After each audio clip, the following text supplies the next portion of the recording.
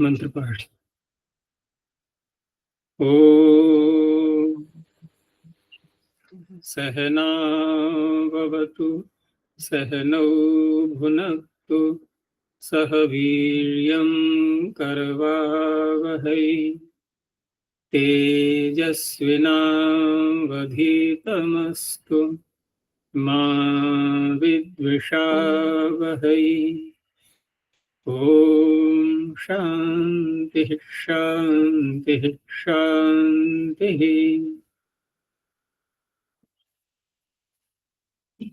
प्रथमा वृत्ति की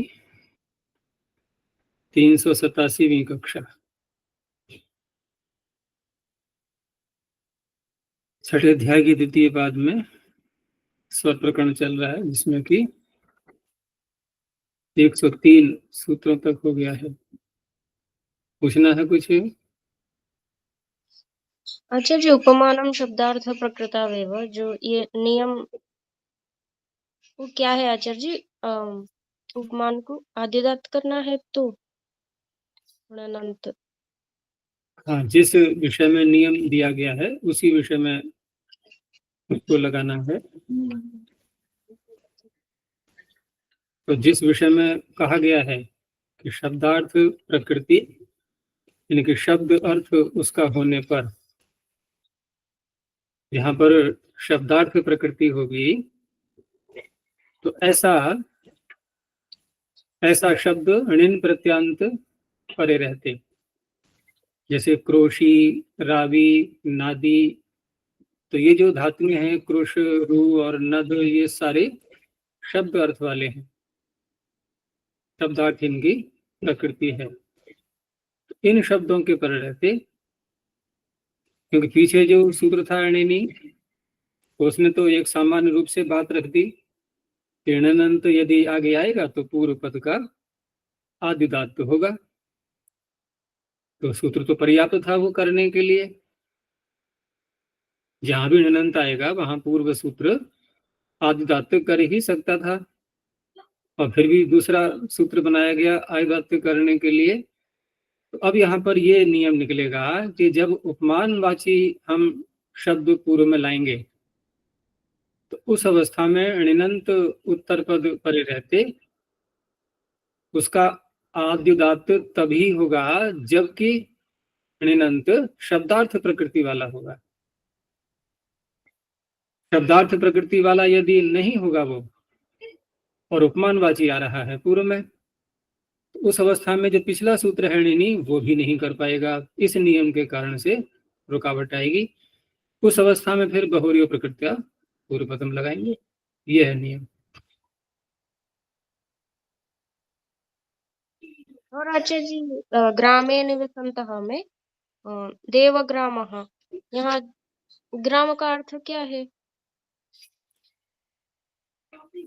ग्राम के तो अनेक सारे अर्थ बताए थे ना, जी। तो वहां पर ग्राम का अर्थ समुदाय भी होता है। ग्राम का समुदाय समूह अर्थ में तो आता ही है, बहुत आता है। जैसे हम लोग एक मनुस्मृति का श्लोक ध्यान आ रहा होगा कि मात्रा स्वस्रा दोहित्रा वा न विविक्ता सनो भवे बलवान इंद्रिय ग्रामो विद्वांसम अपि कर्षति। तो इंद्रिय ग्राम शब्द है वहां, तो क्या अर्थ होगा? इंद्रियों का समूह। इंद्रियाणाम ग्रामः इंद्रिय ग्राम।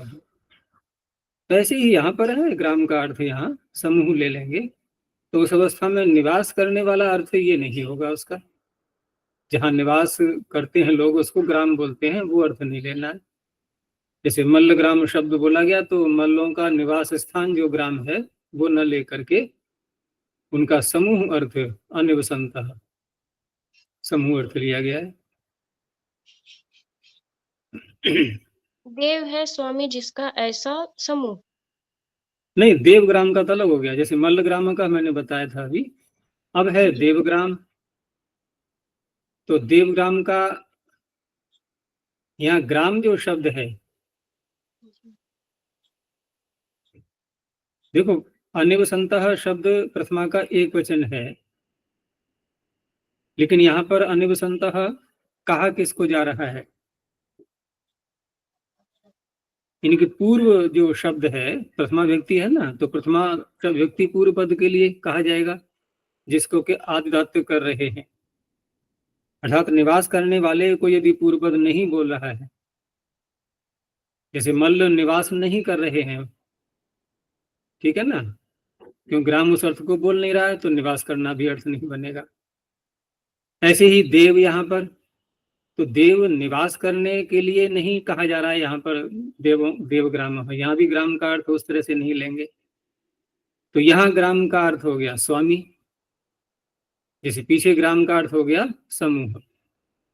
तो देव है स्वामी जिसका, देव है स्वामी जिसका, तो देव के रहने की बात नहीं हो रही है, देव तो और कहीं रह रहा है मान लो, लेकिन जिस ग्राम का जिसका स्वामी देव है, जिसका स्वामी जिसका मालिक देव है, तो ऐसा ग्राम, उस अवस्था में यहां पर भी देव का अर्थ रहने वाला नहीं निकल रहा है। अभी सर इस अर्थ में वैसे प्रयोग बहुत कम होता है, समूह अर्थ में तो बहुत होता है ग्राम का प्रयोग, लेकिन यहाँ जो इन्होंने अर्थ दिया है थोड़ा अस्पष्ट है। ये यहाँ जो लिखा है ना उन्होंने कि देव है स्वामी जिसका ऐसा ग्राम, तो स्वामी अर्थ किसका लेंगे फिर? शब्द तो दो है ना समास में, देव और ग्राम, तो देव का अर्थ देव ले लिया, ग्राम का अर्थ ग्राम ले लिया, तो स्वामी किसका अर्थ करेंगे? स्वामी को कहने वाला कोई शब्द तो आना चाहिए, तो अर्थ स्पष्ट यहाँ नहीं हो रहा है।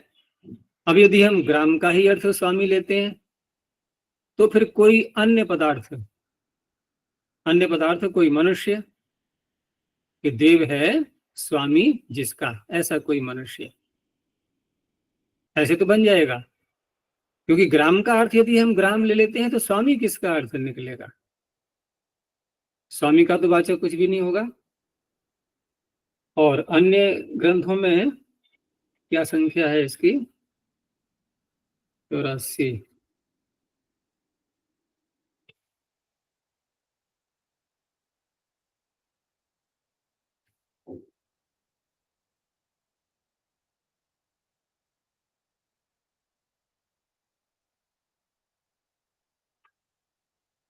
न्यासकार ने थोड़ा सा खोला है इसको, भाष्यकार ने तो इतना ही मात्र कह दिया है कि देव स्वामी वाला, तो न्यासकार ने जो खोला है कि वाटक परिक्षिप्ते गृह समुदाये ग्राम शब्दों वर्तते। वाटक ये जो बाड़ लगाते हैं ना, परिधि जिसको कहते हैं, ऐसा घरों का समुदाय, तो उसके लिए यहाँ पर ग्राम शब्द का प्रयोग किया गया। लेकिन स्वस्वामी संबंध को मानते हुए, यानी ग्राम का अर्थ ग्राम लेते हुए भी इन्होंने स्वामी का अर्थ अलग से लिया है, स्वस्वामी संबंध को मानते हुए। तो स्वस्वामी संबंध यदि मानेंगे तो फिर षष्ठी समास करना होगा, जैसे देवस्य ग्रामः। लेकिन जो इन्होंने खोला है ना, मैंने कहा ना ये संदेह पैदा करता है कि देव है स्वामी जिसका बहुरी जैसा लगता है, तो देवस्य ग्रामः का अर्थ अब क्या हो जाएगा? वो ग्राम किसका है? देव का। तो देव कौन हुआ? स्वामी। तो ग्राम कैसा हो गया? देवों के, देव जिसका स्वामी है ऐसा ग्राम हो गया। वो ठीक है, अलग से हम व्याख्या उसकी करेंगे, लेकिन समास तो हमें षष्ठी ही करना होगा, और स्वस्वामी संबंध में षष्ठी हो ही जाती है। तो उस तरह से स्पष्टता आएगी। तो यहाँ पर लिख लो कि देवस्य ग्रामः देवग्रामः। अब यहाँ पर देव वहां रह नहीं रहा है, वो ग्राम देव का है बस। वो देव अतिरिक्त भी कहीं रह सकता है किसी अन्य स्थान पर, वहां उसका कोई संबंध नहीं, बस इतना ही मात्र है कि उसका ग्राम है। और मल्ल में तो वहां ग्राम का अर्थ समूह हो ही जाएगा, षष्ठी समास वहां भी होगा।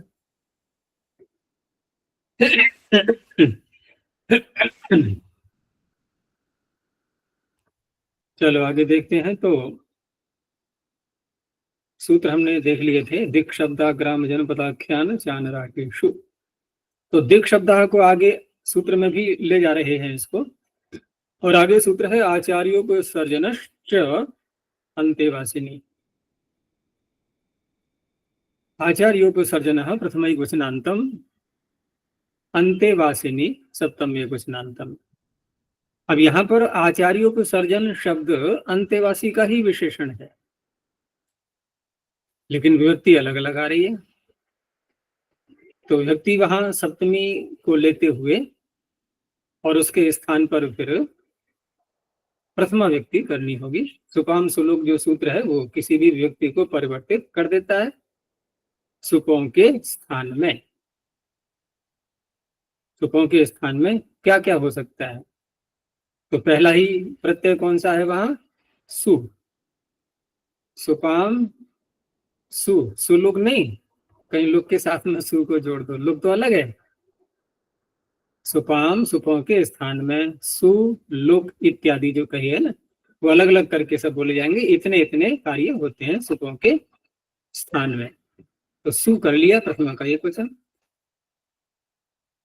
तो हो गया आचार्योपसर्जन। अब अर्थ करते समय सप्तमी का ही अर्थ किया जाएगा।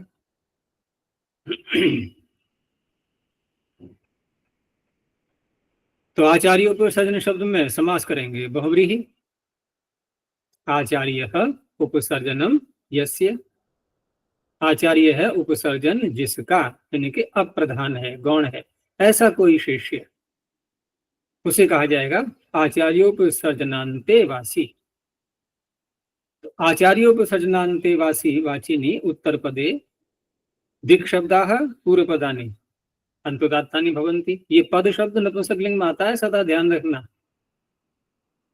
नहीं तो बड़ा विचित्र लगता है कि दिक् शब्दाः पूर्वपदानि। तो कोई कहेगा यहाँ तो ऐसे होना चाहिए दिक् शब्दाः पूर्वपदाः, तो क्योंकि पद आता ही नपुंसकलिंग में है, तो दिक् शब्दाः भले ही पुल्लिंग में बोला जा रहा है। तो पूर्व अपर ये सब शब्द कैसे हैं? दिक् शब्द हैं ये। और आगे जो शब्द आ रहा है पाणिनीय, तो पाणिनीय का तात्पर्य है यहाँ पर पाणिनि के छात्र। पाणिनेय छात्राः पाणिनीयाः, तो पाणिनि के छात्र कहलाएंगे पाणिनीय। अब वो पाणिनि के जो छात्र हैं वो कौन से हैं? कहा जो प्रारंभ में हुए हैं, पूर्व काल वाले। और पीछे ये बताया गया था कल कि दिक् शब्द में कालवाचक शब्द भी ले लेंगे, क्योंकि पूर्व अपर आदि ये दिशा के बोधक होते हैं और काल के भी बोधक हो जाते हैं। तो पाणिनि के जो पूर्व के छात्र हैं उन्हें कहा जा रहा है पूर्व पाणिनीयाः। अब यहाँ पर पाणिनि को मुख्य रूप से नहीं कहा जा रहा है, छात्रों को कहा जा रहा है। लेकिन वो छात्र कैसे हैं कि जहां आचार्य अप्रधान है, उपसर्जन है। ऐसे ही अपर पाणिनीयाः, पाणिनि के अपर छात्र बाद वाले। पूर्व काशकृत्स्नः अपर काशकृत्स्नः। तो काशकृत्स्न में भी यहाँ पर काशकृत्स्नस्य छात्राः काशकृत्स्नः। और बाद में ये समास जो करेंगे पूर्व पाणिनीय का और पूर्व काशकृत्स्न का, ये समास कर्मधारय हो जाएगा पूर्वापर प्रथम चरम सूत्र से।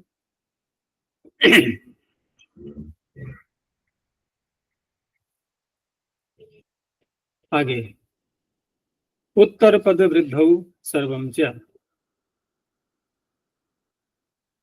उत्तर पद वृद्धौ सप्तम्य क्वचनान्तम सर्वम प्रथम क्वचनान्तम चाप्य पदम। यहाँ कोई ये भी कह सकता है कि उत्तर पद से वृद्धि ही उत्तर पद वृद्धि ही, ऐसे नहीं, क्योंकि जब कार्य परे रहते सप्तमी आ रही है सूत्र में, तो परे रहते तो अर्थ निकल ही आएगा, और जो परे होगा वो उत्तर में ही होगा, तो उसके लिए नहीं कहा जा रहा है। यहाँ उत्तर पद से तात्पर्य है कि उत्तर पद जहां आ रहा है, कहाँ है? अलग उत्तर पदे नहीं, वो कहाँ पहुंच गया मैं? उत्तर पद जहां आ रहा है वृद्धि वाले प्रकरण में, तो जहां उत्तर पदस्य, ये इतना ही सूत्र है, आगे इसकी अनुवृत्ति चलती है। जहां वृद्धि का प्रकरण है ना 7वें अध्याय में 3रे पाद में, तो वहां उत्तर पदस्य अवयवादृतो हो सुसर्वार्धा जनपदस्य इत्यादि जो सूत्र आ रहे हैं, वहां उत्तर पद को वृद्धि की गई है। नहीं तो वृद्धि किसको होती है? पूर्व पद को प्राय करके जो भी शब्द आ रहा है उसका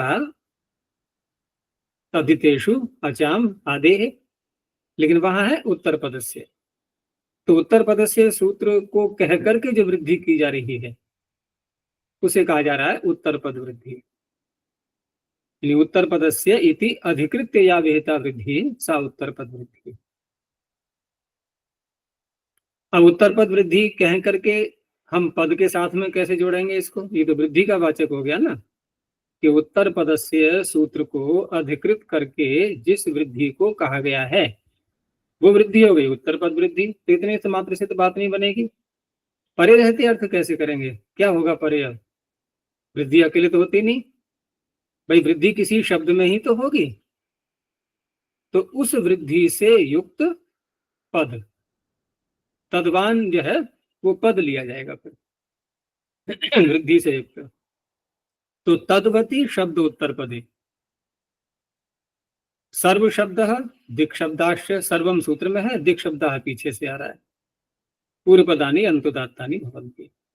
तो पहले सर्व का उदाहरण दे दिया है, सर्व पांचालक।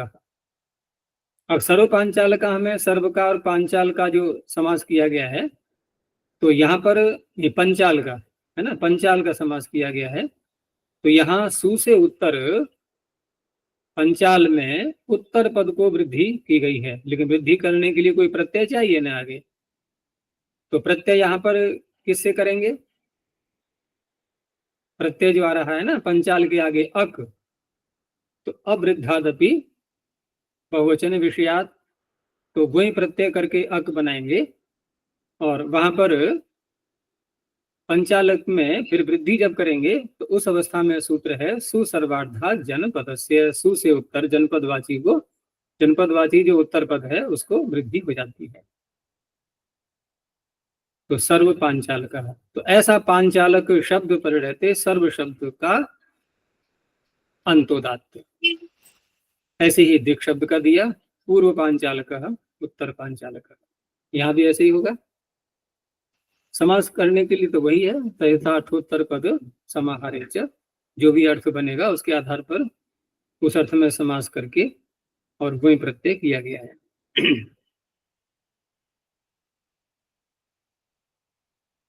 तो यहाँ जहां पर सर्व शब्द का है तो सर्व पांचालक है, और पूर्व और उत्तर जब लाएंगे तो वहां पर वृद्धि करने के लिए दिशो मद्राणाम लगेगा। ये दो सूत्र अलग अलग हैं, सुसर्वार्धा जनपदस्य और दिशो मद्राणाम, दिशा दिशावाची वहां आ जाएंगे। आगे बहुरी समास का प्रकरण चल रहा है। तो बहुरी समास का प्रकरण चल रहा है और ये लगभग 15 सूत्रों तक जाएगा ये।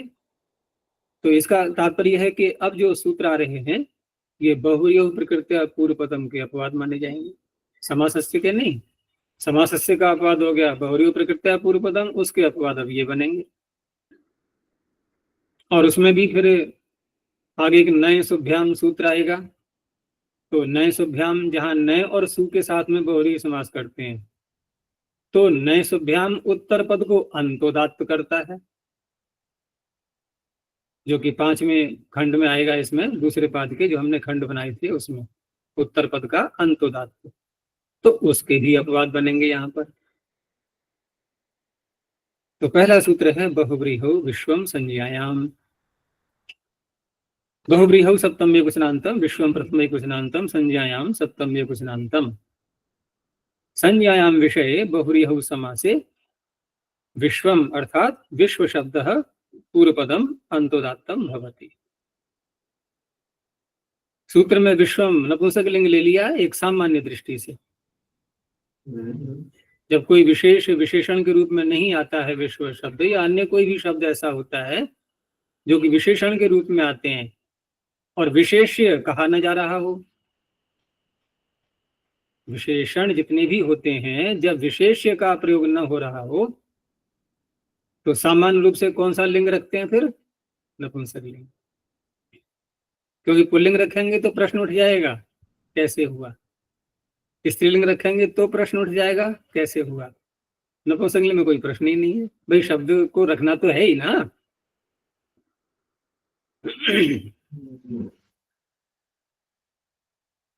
तो बहुरी समास रखना है। जैसे विश्व देवः, तो विश्वे देवाः यस्य, जिसके सारे देव हैं, तो विश्व देवः। अथवा तत्पुरुष कर सकते हैं, नहीं विश्व से देवः, लेकिन वो लेना ही नहीं है यहाँ बहुरी समास कर लेना है। विश्व का देव भी तो विश्व देव बन जाएगा ना, विश्व से देवः, लेकिन विश्वे देवा। और विश्व यशाह का क्या करेंगे विग्रह? सारे यश हैं जिसके पास में, सारा यश है जिसका, विश्वम यशः यस्य। तो विश्व का तात्पर्य बहुत अर्थ में ले लेंगे, बहुत यश है जिसका, कीर्ति फैली हुई है जिसकी। और विश्व महान का कैसे करेंगे? बहुरी समासी ही रखना है। तो व्यधिकरण बहुरी भी होते हैं, विश्व में जो महान है ऐसा भी बोल सकते हैं। और कौन सा हो सकता है?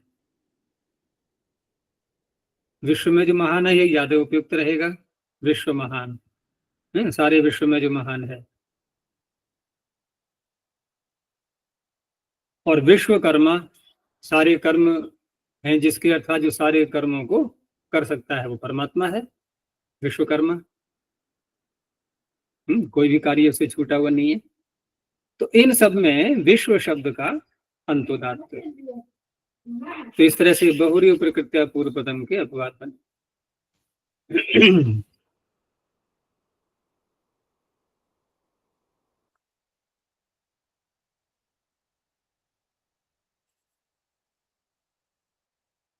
आगे उदराश्वेशुषु,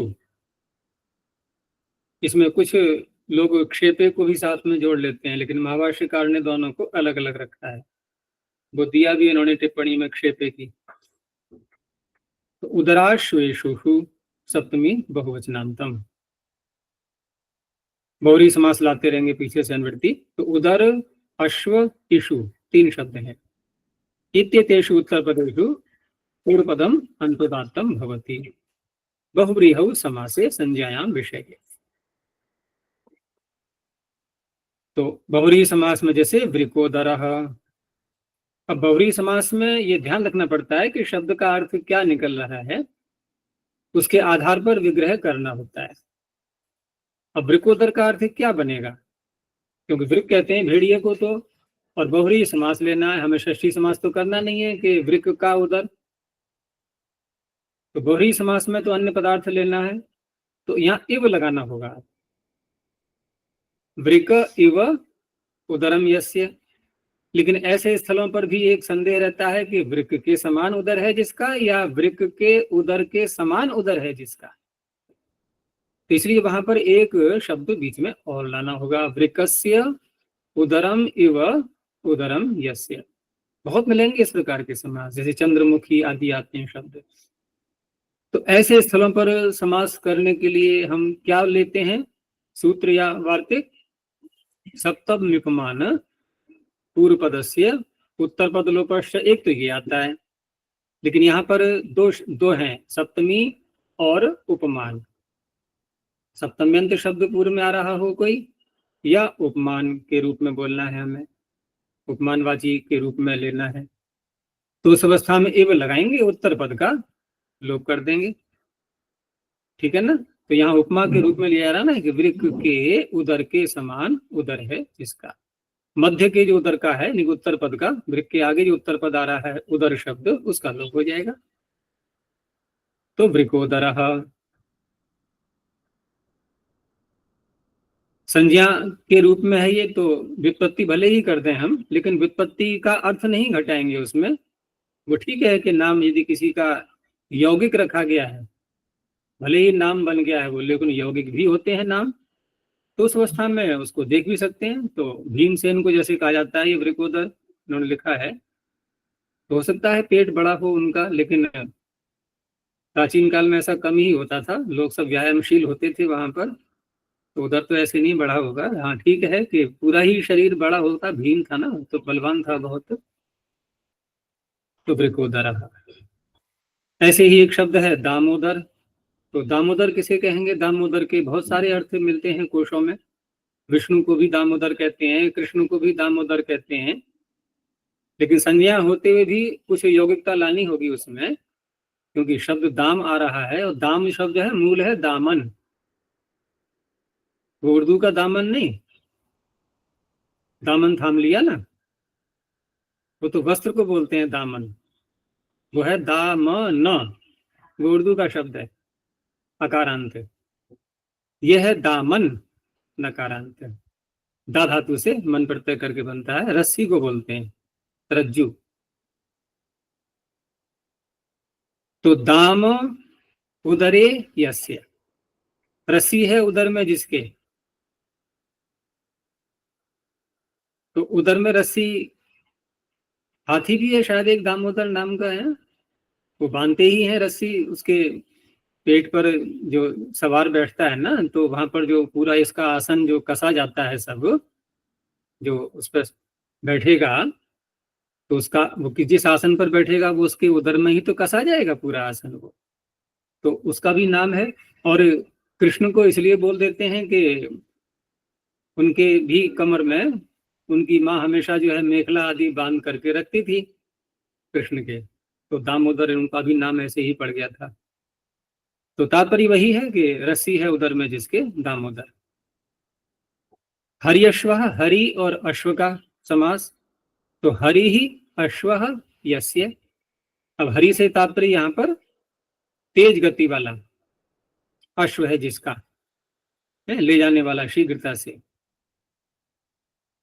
और यौवनाश्व, यौवन से युक्त अश्व है जिसका।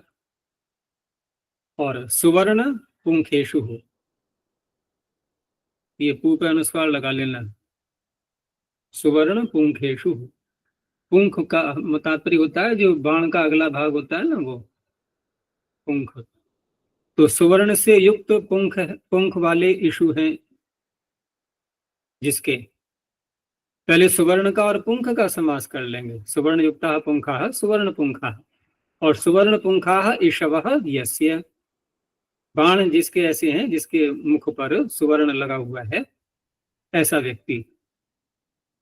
और महांतः ईशव यस्य, बड़े बड़े बाण हैं जिसके पास में, तो महेशु। तो ये सब बहुव्रीहि समास के हैं। अब यहाँ पर जहाँ संधि होती है, एक आदेश होता है, या यण आदेश हो जाए, तो वहां ये देखना होगा। जैसे कि हरियश्व में यणादेश हुआ है, हरि और अश्व, तो पूर्व पद का किया गया अंतोदात्त, तो ई, फिर बाकी सारे अणुदात्त। तो यणादेश जब होता है उदात्त के स्थान पर, तो उदात्त स्वरतयोर यण स्वरितोनुदात्त से, ये ध्यान रखना है, उस अनुदात्त को ही स्वरित हो जाएगा। और एक आदेश वैसे होता है, तो एक आदेश है उदात्त अनुदात्त, वो उदात्त रहेगा। क्षेपे सप्तम में कुछ नान्तम। अब शब्द वही हैं पीछे वाले, लेकिन पिछले उदाहरणों में कोई निंदा वाचक वैसा शब्द नहीं था, एक वास्तविकता बताई जा रही थी। यहाँ निंदा के रूप में लेना है। तो क्षेपे गम्य माने उदराश्वेषु उत्तर पदेशु पूर्व पदम अंतोदात्तम भवति बहुव्रीहि समासे।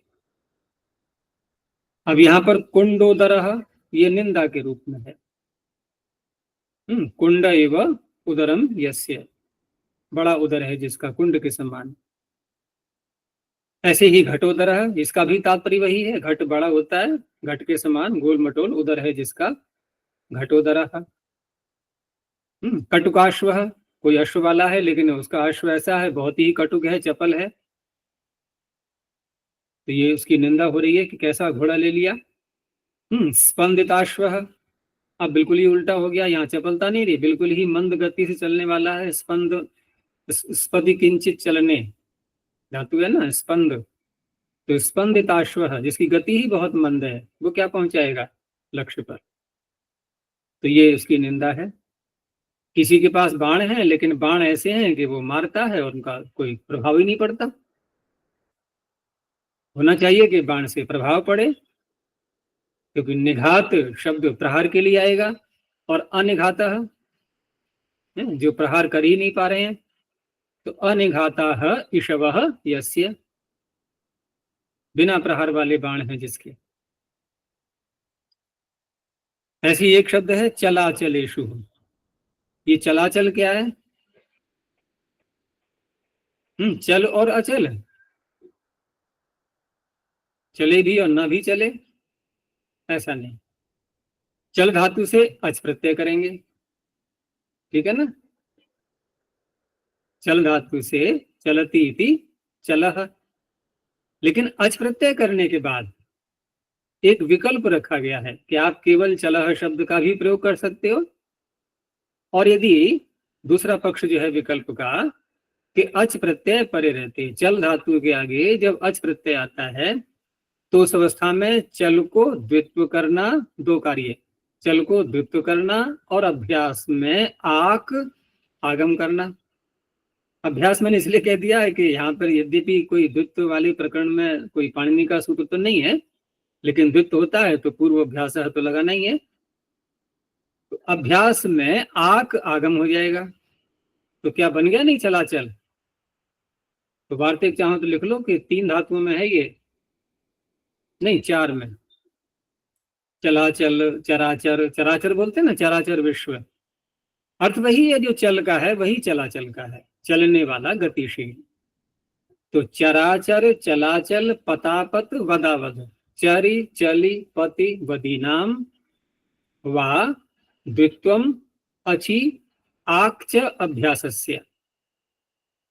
चरि चलि पति वदीनाम वा द्वित्वम अच्याक्चाभ्यासस्य, ये वार्तिक है। तो केवल अच प्रत्यय पर रहते ही करता है ये द्वित्व, और अभ्यास में आक आगम हो जाता है। तो चला चलाह ईशवः यस्य। अब चला चलाह का चल गतिशील यानी कि होना ये चाहिए कि जब बाण छोड़ते हैं तो जो निशाना लगाया गया है वहां पर फिट बैठना चाहिए, ठीक लगना चाहिए। लेकिन यदि गतिशीलता उसकी बनी रहेगी, डाला गया है कहीं पर पहुंचे कहीं पर, तो ये अस्थिरता कहलाएगी, क्योंकि निंदा है ना, यहाँ निंदा दिखानी है। तो ऐसे बाण हैं जिसके, चलाचल बाण हैं जिसके टिक नहीं पा रहे हैं, जहां मारना है वहां नहीं लग रहे। अजय चराचर जगत, उसमें भी चर आचर ऐसा नहीं है, वो भी है। क्या अचर है जगत? जब नाम ही जगत है, गच्छति थी जगत, तो अचर कैसे बोलेंगे? उसमें स्थावर जंगम के रूप में नहीं, स्थावर जंगम तब भी जंगम देखो, दोनों को मिलाकर के स्थावर जंगम तो एक अलग प्रकरण का हो गया। स्थावर जंगम का तात्पर्य है कि परमात्मा ने 2 प्रकार के सत्वरजस तमस से पदार्थ बनाए। एक तो शरीर बनाए जिसमें कि जीवात्मा का प्रवेश कराया गया, और दूसरा एक निर्जीव पदार्थ बनाए, पत्थर आदि ले लो, कुछ भी ले लो, ये सारे ईंट पत्थर सब कुछ हैं जो भी, ये सब निर्जीव पदार्थ हैं। लेकिन यहाँ जो बात की जा रही है स्थावर और जंगम, ये शरीरों की बात की जा रही है। तो शरीर 2 प्रकार के ईश्वर ने बनाए, कि एक शरीर ऐसे हैं जिनमें कि पैर लगे हुए हैं जो गतिशील हैं, एक शरीर ऐसे हैं जिनमें पैर ही नहीं है, सारी वनस्पतियां वृक्ष आदि सब उसमें आ जाते हैं, उनको बोलते हैं स्थावर। तो यहाँ जो चराचर जगत की बात हो रही है ये उस दृष्टि से नहीं है कि जगत चर भी है और अचर भी है, और चर का अर्थ ले लें हम जंगम और अचर का अर्थ ले लें स्थावर। वहां तात्पर्य है गतिशील जगत, चराचर जगत गतिशील जगत, यानी कभी रुकता नहीं है। ये पदार्थ बन रहे हैं, बिगड़ रहे हैं, संयोग हो रहा है, वियोग हो रहा है, संयोग हो रहा है, वियोग हो रहा है, निरंतर कुछ न कुछ हो ही रहा है। हम जिसको स्थावर कह रहे हैं, क्या वहां नहीं हो रहे हैं परिवर्तन? वहां भी हो रहे हैं। तो ये है तात्पर्य, तभी तो ये वार्तिक से बनेगा चराचर।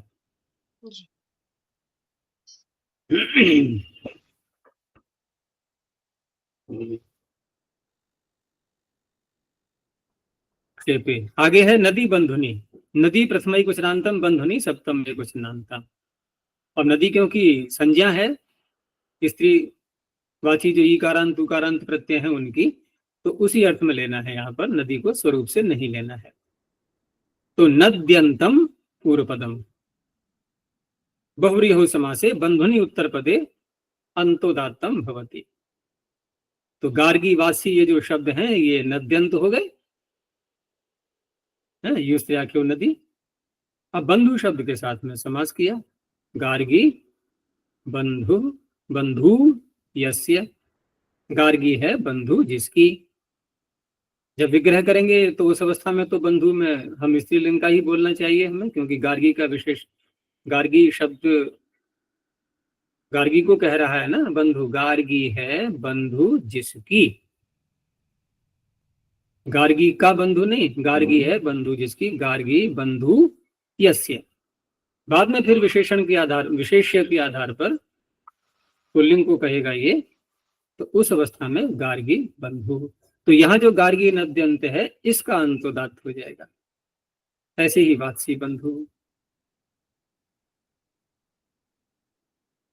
अब यहाँ इन्होंने थोड़ा क्षेप दिखाया है, यद्यपि क्षेपी की अनुवृत्ति तो नहीं दिखाई है किसी ने आगे सूत्र में, लेकिन गार्गी बंधु कह करके जिन्होंने व्याख्या की है ना, कि इसलिए बता रहा है कि गार्गी मेरी बंधु है जिससे मेरी प्रशंसा हो, मुझे लोग महत्व दें, अरे ये तो गार्गी का मित्र है कोई, तो ऐसा तो अर्थ नहीं लेना चाहिए यहाँ पर। वास्तविकता से कह सकते हैं कि गार्गी है बंधु जिसकी, जो गार्गी को अपना बंधु मानता है ऐसा व्यक्ति, कोई प्रशंसा करवाने के लिए नहीं, ऐसे ही वात्सी बंधु है। अब इस प्रकरण का अंतिम सूत्र आया, निष्ठोपसर्ग पूर्वम अन्यतरस्याम। निष्ठोपसर्ग पूर्वम, निष्ठा प्रथमैकवचनान्तम, उपसर्ग पूर्वम प्रथमैकवचनान्तम, अन्यतरस्याम सप्तमैकवचनान्तम। उपसर्ग पूर्वम जो शब्द है ये निष्ठा का ही बनेगा विशेषण, और निष्ठा क्योंकि प्रत्यय का नाम है तो प्रत्ययांत अंत तदंत विधि जोड़ेंगे। तो उपसर्ग पूर्वम, उपसर्गः पूर्वः यस्य, तो उपसर्ग पूर्वम निष्ठान्तम पूर्वपदम अन्यतरस्याम अंतोदात्तम भवति बहुव्रीहि समासे। बहुत व्यापक सूत्र है ये, कि उपसर्ग यदि लगा दिए गए हैं, ऐसा निष्ठांत कोई शब्द आ रहा है बहुव्रीहि समास में, तो उस अवस्था में सामान्य नियम तो यही होता है कि जब भी हम उपसर्ग लाते हैं और निष्ठा प्रत्यय करते हैं तो समास तो करना ही होगा हमें कुगति प्रादेय से, ठीक है ना, कुगति प्रादेय से समास तो करते ही हैं गति मानते हुए। और जब गति है प्रारंभ में, आगे निष्ठांत शब्द है, तो बहुत ही प्रसिद्ध सूत्र है गतिरनंतरः, अनंतर गति सदा, उसका ये तो पीछे आ चुका है ना, गतिरनंतरः, प्रकृति स्वर उसका रहता है गति का, यानी कि पूर्व पद का गति का स्वर रहता है उसमें, एक सामान्य नियम है ये गतिरनंतरः से। और यहाँ भी ऐसे ही शब्द आ रहे हैं कि निष्ठा निष्ठांत शब्द है और उपसर्ग पूर्व में है, यानी गति पूर्व में है, जिसका नाम गति है उसी का नाम उपसर्ग है। तो इस तरह से जब ये विकल्प से कर रहा है तो दूसरे पक्ष में फिर वही लगेगा गतिरनंतरः। तो प्रधौत मुखः, प्रधौतम मुखम यस्य, जिसका मुख प्रकृष्ट रूप से धुला हुआ है। तो प्रधौत शब्द यहाँ पर उपसर्ग पूर्व है, निष्ठांत है, तो अंतोदात्त हो गया दूसरे पक्ष में।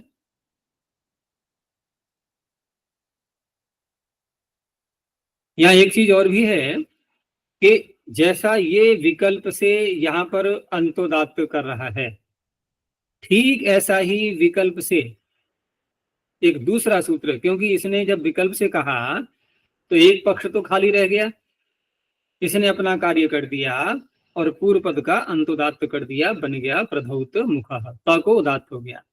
अब दूसरा पक्ष खाली है, तो उस अवस्था में इसी पाद में एक आगे सूत्र आएगा, निष्ठोपमानाद अन्यतरस्याम। वहां भी देखो अन्यतरस्याम पढ़ा हुआ है सूत्र में, निष्ठोपमानाद अन्यतरस्याम। तो वहां पर निष्ठांत शब्द और उपमानवाची, हमारा तात्पर्य निष्ठांत से है यहाँ पर अभी। वहां कहा गया है पूर्व पद का अंतोदात्त, जो कि अंतिम प्रकरण आएगा, अंतिम खंड इस पाद का अंतोदात्त वाला, ठीक है ना। तो वहां पर कहा गया है अंतोदात्त, लेकिन वो भी विकल्प से कर रहा है, वो भी तो विकल्प से कर रहा है।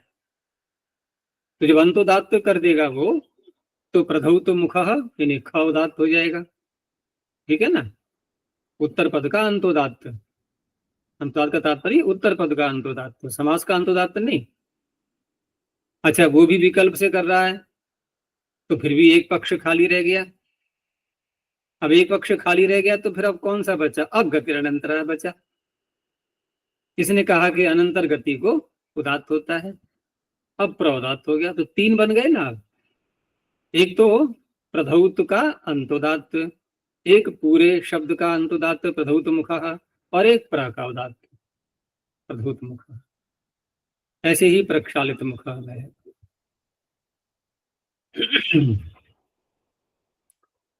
तो हमने कितने खंड इसके पूरे कर लिए? दूसरे पाद के 3, अब बचे 2। और इन 3 खंडों में पूर्व पद का ही महत्व, इसी के गुणगान चल रहे थे कि पूर्व पद का प्रकृति स्वर, पूर्व पद का आद्युदात्त, पूर्व पद का अंतोदात्त, सारी चर्चाएं पूर्व पद को मानते हुए। तो पूर्व पद अब तक हमारा डोमिनेट करता रहा।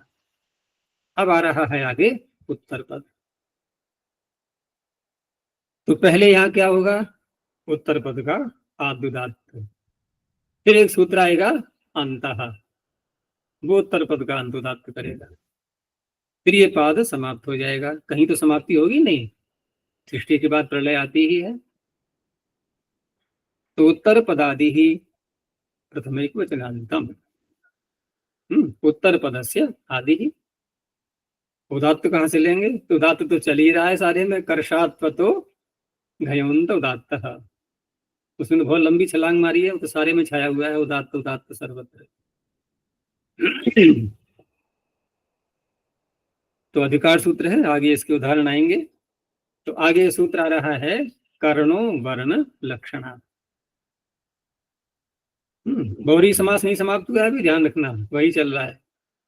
तो कर्ण प्रथमैक वचनान्तम वर्ण लक्षणात् पंचमैक वचनान्तम। वर्ण लक्षणात्, इसमें 2 शब्द हैं, वर्ण और लक्षण। तो वर्ण जहां भी आता है, पीछे अनेकों बार आ चुका है, वर्णवाची लेते हैं, जैसे वर्णो वर्णेन एक सूत्र आया था। और लक्षण से लक्षणवाची, तो वर्णवाचिनः लक्षणवाचिनश्च परः अर्थात उत्तरः कर्ण शब्दः उत्तरपदम आद्युदात्तम भवति बहुव्रीहि समासे। तो पहले वर्णवाची को लिया, जैसे शुक्ल, तो शुक्ल कर्णः, शुक्लौ कर्णौ यस्य, या एक कान ले लें या दोनों ले लें। शुक्ल हैं कान जिसके। अब शुक्ल कान किसके होते हैं?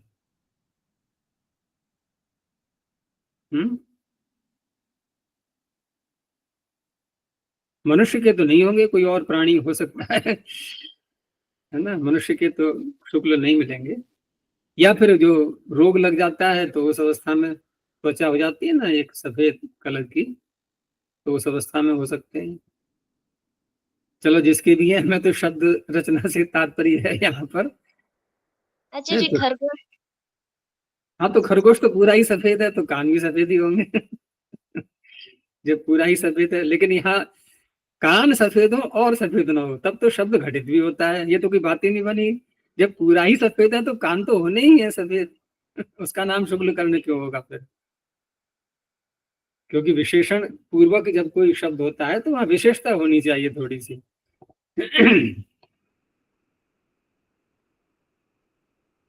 तो ये हो गया। ऐसे ही कृष्ण कर्ण दात्रा कर्ण, तो शुक्ल कर्ण कृष्ण कर्ण, ये तो हो गए वर्णवाचियों के उदाहरण। अब लक्षणवाची का भी तो आना चाहिए।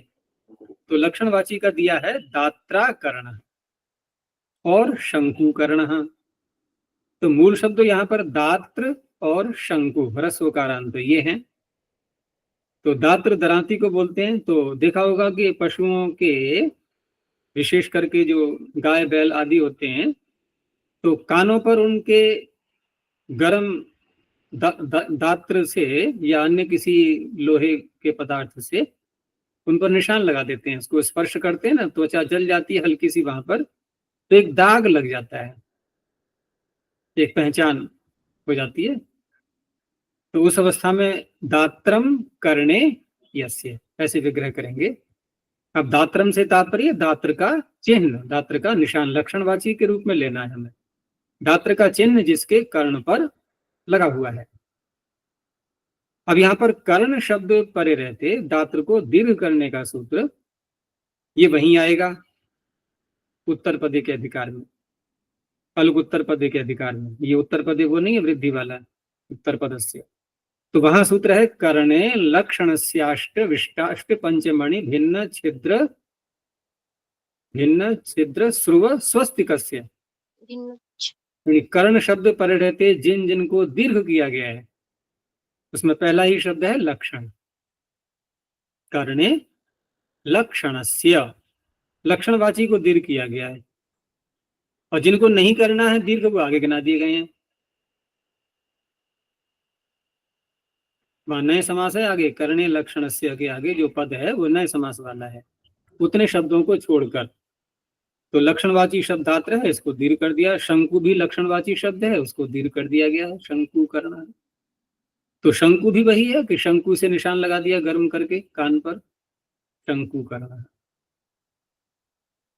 अलग अलग आकृतियों वाले ले लेते हैं, लोहे का बना लेते हैं वो अलग अलग आकृति, जैसे कहीं पर कहीं त्रिभुज की आकृति, त्रिशूल की आकृति, ऐसे अलग अलग प्रकार की आकृतियां लेकर के और कान पर निशान लग जाता है, और वो दाग जीवन भर रहता है फिर उनके। होता ही है कहीं मनुष्य, हम लोगों का भी कहीं कोई जल जाए कोई भाग, तो वो दाग हटता नहीं है जले का, वो सदा बना रहता है। आगे है संज्ञौ पम्ययोश्च। संज्ञौ पम्यो सप्तमी दिवसांतम पदम। संज्ञा और औपम्य इन दोनों का समास है यहाँ पर। उपम्य का तात्पर्य उपमा, उपमा का भाव, उपमाया भाव औपम्यम, उपमा को कहना। तो संज्ञायाम औपम्य च यो बहुव्रीहि तत्र कर्ण शब्द उत्तर पदम आदिदात्तम भवति। तो संज्ञा में भी यहाँ पर कर्ण शब्द पीछे से जो है उसको ले ही रहे हैं। संज्ञा में लिया पहले कुंचीकर्ण मणिकर्ण। अब कुंचीकर्ण मणिकर्ण किसके नाम है ये एक अनुसंधान का विषय है। तो यहाँ पर कुंची और मणि शब्द का, इनके उत्तर जो कर्ण शब्द है उसका आदि उदात्त हो गया। उपमा में तो वैसे ही विग्रह करेंगे, जैसे गोकर्ण, गोकर्ण एक नगर का भी तो नाम है। गोकर्ण तो इधर ही है शायद उत्तर प्रदेश में। तो गोकर्ण यानी कि गो है कर्नाटका में, कर्नाटक में है। एक तीर्थ स्थल के रूप में आता है गोकर्ण, कौन सा है वो? तो गोकर्णौ इव कर्णौ यस्य है, गोकर्णौ इव कर्णौ यस्य यानी गोकर्ण के, गाय के कर्ण के समान कर्ण है जिसके। तो यहाँ पर उपमा के रूप में लिया गया है। तो उसी तरह से करेंगे यहाँ पर भी वही कि सप्तम विपमान पूर्व पदस्य उत्तर पद लोपश्च वक्तव्य, एक कर्ण शब्द का लोप हो जाएगा। ऐसे ही खर कर्ण, खर खरगोश होता है या गधा कह सकते हैं, उसके समान कर्ण है जिसके, तो खर कर्ण। इसी संज्ञा और उपमा को आगे ले जाते हुए कहा गया कंठ पृष्ठ ग्रीवा जंघम च। कंठ पृष्ठ ग्रीवा जंघम प्रथम वचनांतम च अव्यपदम। तो संज्ञौपम्यो कंठ पृष्ठ ग्रीवा जंघा इत्येतानि उत्तरपदानि आदिदात्तानि भवन्ति बहुव्रीहि समासे। तो कंठ पृष्ठ ग्रीवा जंघा इनके साथ में समास करना है, और समास जिनका किया जाएगा वो शब्द होंगे संज्ञा में अथवा उपमा में, उपमावाची का। तो संज्ञा में दिया है कंठ के साथ में पहले शितिकंठ, नीलकंठ, ये स्थानों के नाम है।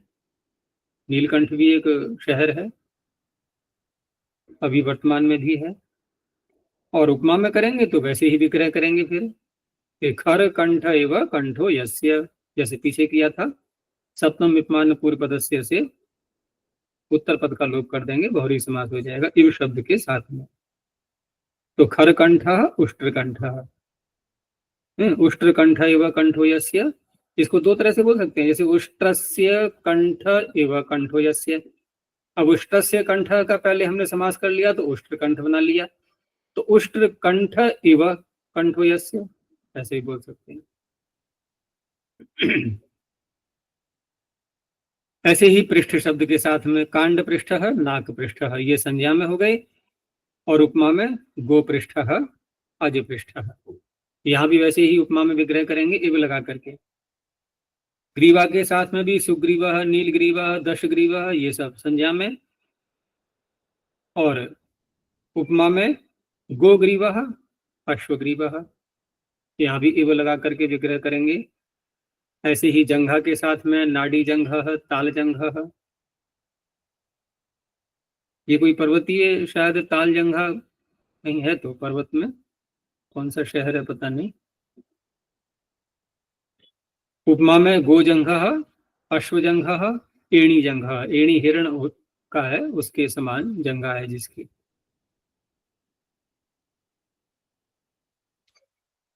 चलो आगे देखो, श्रृंगम अवस्थायाम ज, श्रृंगम प्रथम एकवचनांतम, अवस्थायाम सप्तम एकवचनांतम च व्यापदम। यहां भी संज्ञा और उपमा में ही लेना है। तो संज्ञौ पम्ययो हो बहुरीहौ समासे अवस्थायाम गम्यमानायाम श्रृंग शब्द उत्तर पदम आद्युदात्तम भवति। अब यहाँ पर संज्ञा और उपमा होते हुए भी पूरे शब्द से अवस्था का भी द्योतन हो रहा हो, और संज्ञा का अलग है, दोनों बातें हैं। संज्ञा को अलग ले लेंगे, संज्ञा और उपमा को, और साथ में अवस्था को और जोड़ दिया है। तो पहले अवस्था का उदाहरण दे रहे हैं, जैसे उद्गते श्रृंगे यस्य, जिसके सींग निकल आए हैं, तो एक अवस्था का द्योतन हो रहा है, युवावस्था आने लगी है, ऐसा पशु जिसके सींग निकल आए हैं, तो उद्गत श्रृंग। ऐसे ही द्वे अंगुली प्रमाणम अनयो हो, तो पहले द्व्यंगुल शब्द को बनाया है इन्होंने दिखाने के लिए, क्योंकि द्व्यंगुल शब्द का श्रृंग शब्द के साथ में समास करेंगे अवस्था को बताने के लिए कि कितने सींग निकल आए हैं, 2 अंगुल के। तो द्व्यंगुल शब्द को दिखा रहे हैं पहले कि द्वे अंगुली प्रमाणम, 2 अंगुली प्रमाण है जिसका, तो उन्हें कहेंगे द्व्यंगुले। और द्व्यंगुले श्रृंगे यस्य, 2 अंगुल के प्रमाण के श्रृंग हैं जिसके, उस पशु को कहा जाएगा द्व्यंगुल श्रृंग, त्रिअंगुल श्रृंग। तो यहाँ पर द्वे अंगुली प्रमाणम, प्रमाण अर्थ में जब हम तद्धित प्रत्यय लाएंगे, प्रमाणे द्वैस जगने मात्र चाह, तो मात्र प्रत्यय लाया, और प्रमाण अर्थ में उसका लुक भी हो जाता है, प्रमाणे लो द्विगुण नित्यम, क्योंकि ये द्विगु समास हो चुका है द्वि लगाने के कारण से, तो शब्द ज्यों का त्यों रहेगा। लेकिन बाद में द्विअंगुली द्व्यंगुली शब्द से फिर समासांत अच प्रत्यय हो जाएगा, तत्पुरुषस्यांगुले संख्या व्यादे है, इस सूत्र से। तो इस तरह से बनता है द्व्यंगुल शब्द। तो ये तो हो गया अवस्था का द्योतन। अब संज्ञा और उपमा के उदाहरण दे दिए। संज्ञा का है ऋष्य श्रृंग, ये पर्वत है, एक पर्वत का नाम है। और उपमा में गोश्रृंग, मेष श्रृंग। यहाँ वैसे ही करेंगे व्युत्पत्ति यौगिक कि गाय के सींग के समान सींग हैं जिसके, गोश्रृंग एवं श्रृंगो यस्य।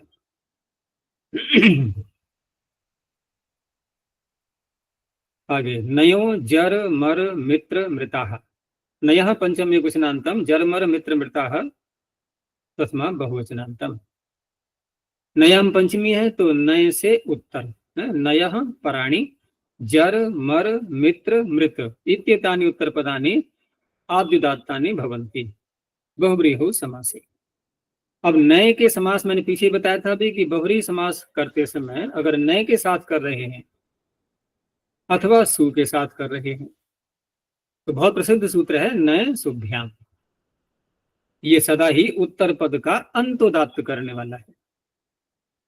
तो यहां पर जो सूत्र कर रहा है ये आद्यात्त, इसका तात्पर्य हो गया कि नए समास का ये अपवाद है, उसका नए शुभ्याम का ये अपवाद है, क्योंकि नए को ही यहाँ लिया गया है। तो अजर अमर आदि हम शब्द बोलते ही हैं, परमात्मा को भी अजर अमर बोलते हैं, तो यही इसी से बनते हैं ये स्वर करने के लिए। तो न विद्यते जरह यस्य, वृद्धावस्था नहीं है जिसकी, जो कभी भी जर नहीं होता। तो न विद्यते जरह यस्य स अजरह, जीर्णता नहीं होती जिसकी कभी भी है। न विद्यते मरह यस्य, तो अमरह, और जिसका कोई मित्र ही नहीं है, तो अमित्रः। तो न विद्यते मित्रम, ये मित्र शब्द नपुंसकलिंग में आता है, ध्यान रखना। न विद्यते मित्रम यस्य, तो अमित्रः।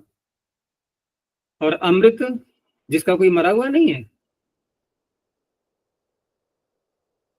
कैसे बोलेंगे बताओ, क्या बुद्धि काम कर रही है? देखो ये एक तो ये ध्यान रखना है, बहुरी समास रखना है हमें। हम यूं नहीं बोलेंगे न अमृतः अमृता जो मरा हुआ नहीं है, ये तो तत्पुरुष समास हो गया। हमें बहुरी ही का उदाहरण लेना है, बहुरी ही समास को करना है। तो क्या करेंगे कि मृ धातु से हम भाव में निष्ठा लाएंगे, पहले नपुंसके भावे तथा। तो मृत का अर्थ क्या हो गया? मृत्यु, भाव में करेंगे ना। मृत का अर्थ हो गया मरा हुआ नहीं, मृत्यु। अब हो जाएगा बहुरी समास कि न विद्यते मृतम यस्य, जिसकी मृत्यु नहीं होती है वो है अमृत। तो इसका कहने का तात्पर्य ये नहीं है कि हम तत्पुरुष नहीं कर सकते, यहाँ पर वो भी चलेगा, लेकिन स्वर को देख करके समास करना होगा कि स्वर क्या आ रहा है।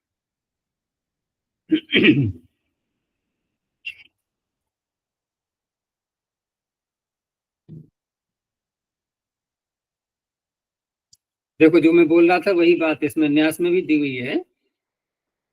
इन्होंने मृत बनाया है ना, मृंग प्राण त्यागे, तो नपुंसके भाव एक वही लिखा हुआ है न्यास में भी। अभी मेरी दृष्टि गई उस पर, तो वहां भी वही सूत्र है, क्योंकि मरा हुआ अर्थ नहीं होगा मरण, मृत का अर्थ हो गया मरण।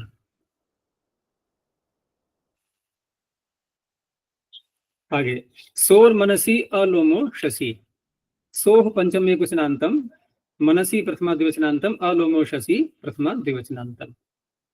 इसमें देखो मनसी में मनस के रूप नहीं है, मनः मनसी मनांसी मत कर देना। मंच अश्च, अश माने अस, मनसी द्वंद्व समास है ये, मन का और अस का, यानी कि मन प्रत्यय और अस प्रत्यय। अच्छा, अब मन प्रत्यय और अस प्रत्यय में फिर दो शब्द ऐसे आए जिनको रोकना भी पड़ा। एक तो मन प्रत्यांत रोका गया, एक अस प्रत्यांत रोका गया, लोमन और उषस, इनको रोक दिया गया, ठीक है ना, इनके अतिरिक्त। तो अलोमो शशि। तो सु में पंचमी है, यानी कि सोह उत्तरम मन्नंतम असंतम च, बहुरी समासे आद्युदात्तम भवति, लोमो शशि वर्जयित्वा, इन दो को नहीं लेंगे। तो मन्नंत का हो गया सुकर्मा, शोभनम कर्म यस्य, अच्छा कर्म है जिसका, सुकर्मा सुधर्मा सुप्रतिमा सुकर्माण, ये बहुवचन का हो गया। सुरुचि नहीं बनेगा इसका उदाहरण, मन्नंत लेना है केवल। ऐसे ही सुब्रह्मा, ये सुब्रह्मा इन्होंने लिखा है, ये सुब्रह्मा होना चाहिए, देख लेना एक बार, मंत्र पता भी दिया हुआ है। सुब्रह्मा तो कोई शब्द नहीं दिखाई देता। असंतों में सुपयाह सुयशाह सुश्रोताह, ये सारे शब्द हैं, ये हैं शोभनम पयः यस्य, ऐसे करके। ऐसे ही सुयशाह सुश्रोताः, शिवाः पशुभ्यः सुमनाः सुवर्चाः, तो सुमनाः और सुवर्चाः दोनों ही बन जाएंगे, दोनों ही असंत हैं ये। तो यहाँ पर भी सर्वत्र देखो, पिछले सूत्र ने नए को ले लिया था, इस सूत्र ने सु को ले लिया। तो नए शुभ्याम में जो दोनों कहे गए हैं नए और सु, तो वो भी नए शुभ्याम का अपवाद था, ये भी नए शुभ्याम का अपवाद है। आगे देखो, कृत्वादयश्च कृत्वादयः प्रथमा बहुवचनांतम चाद्य पदम, क्रतुः आदिर्येषां ते कृत्वादयः। तो क्रतु आदि और भी शब्द हैं, क्रतु है, दृशीक है, प्रतीक है इत्यादि 5-6 शब्द हैं ये। तो कृत्वादयः उत्तरपदानि आद्गातानि भवन्ति सोरुत्तरे बहुरीहौ समासे। तो सु से उत्तर लाएंगे इनको क्रतु आदियों को, तो सुक्रतु बहुरी समास करना है। शोभनः क्रतु यस्य, अच्छा यज्ञ है जिसका, या कर्म है, क्रतु कर्म को भी कहते हैं। परमात्मा का भी नाम सुक्रतु होता है, तो शोभन कर्म है जिसका, सुक्रतु। ऐसे ही सुदृशी का, जिसका अच्छा दर्शन है, दृष्टातु से बनता है दृशी का, ईकक प्रत्यय करके। आगे है आद्युदात्तम द्वैच्छंदसी। आद्युदात्तम प्रथम एकवचनांतम, द्वैच प्रथम एकवचनांतम, छंदसी सप्तम एकवचनांतम। द्वैच अर्थात दो अचौ यस्मिन्। पीछे से सु का आ रहा है, सोर मनसी से सोह की अनुवृत्ति आ रही है, तो यहां पर छंद में लगाएंगे इसको केवल। तो सोर उत्तरम आद्युदात्तम द्वैच उत्तर पदम तद आद्युदात्तम एवं भवति छंदसी विषय। अब देखो सूत्र ने क्या कहा, उत्तर पद जो लिया गया था उसको लिया गया है आद्युदात्त, और कर क्या रहा है ये आद्युदात्त ही रख रहा है उसको। तो क्या तात्पर्य हो गया, अगर ये सूत्र न बनाए तो क्या होगा, तो क्या होगा, तो नए शुभ्याम लगेगा फिर। उसको रोका गया है केवल, इसने कोई नया कार्य नहीं किया, कह सकते हैं कि इसने यथावत स्थिति रखी है। तो जैसे शब्द यहां पर है सुरथा या स्वश्वाह, तो अश्व और रथ ये कैसे होने चाहिए, आद्युदात्त। तो जांच कर लो, अश्व में क्वन प्रत्यय है ना, अशु पुरुषी लटी कणी खटी विषिभ्य क्वन, तो नित होने से आद्युदात्त है। और रथ में भी ऐसा ही है, हनि कुशी नी रमी काशिभ्य ठन, तो थन प्रत्यय करके बनाया है, तो वो भी नित होने से आद्युदात्त है। तो दोनों ही इस प्रकार के हैं ये। तो वहां पर इसको नए शुभ्याम से जो अंतोदात्त की प्राप्ति हो रही थी उसको रोक दिया गया है। आगे बहुरी समास का जो अंतिम सूत्र आया, वीर वीर्यौच, यहां तक चल रहा है ये बहुरी का, बहुरी की अनुवृत्ति। तो वीर वीर्यौ प्रथमा द्विवचनांतम च व्यपदम, ये भी सु से उत्तर लिया गया है। तो सोर उत्तरौ वीर वीर्य इत्येतौ आद्युदात्तो भवतः बहुव्रीहौ समासे छंदसी विषय। तो यहाँ पर सुवीरेण ते अथवा सुवीर्यस्य पतयः स्याम, तो सुवीर और सुवीर्य ये दोनों शब्द बहुरी समास में बनाएंगे। शोभनः वीरः यस्य और शोभनम वीर्यम यस्य, ऐसे करके ये हो गया। आगे चलेगा अब अव्ययभाव का प्रकरण, अभी यहीं तक रखते हैं। प्रणवध्वनि। ओम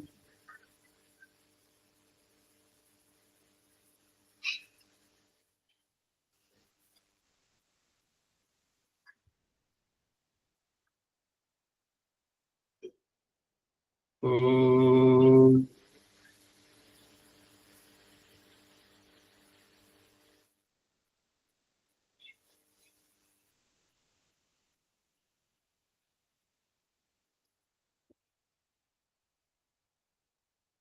ओम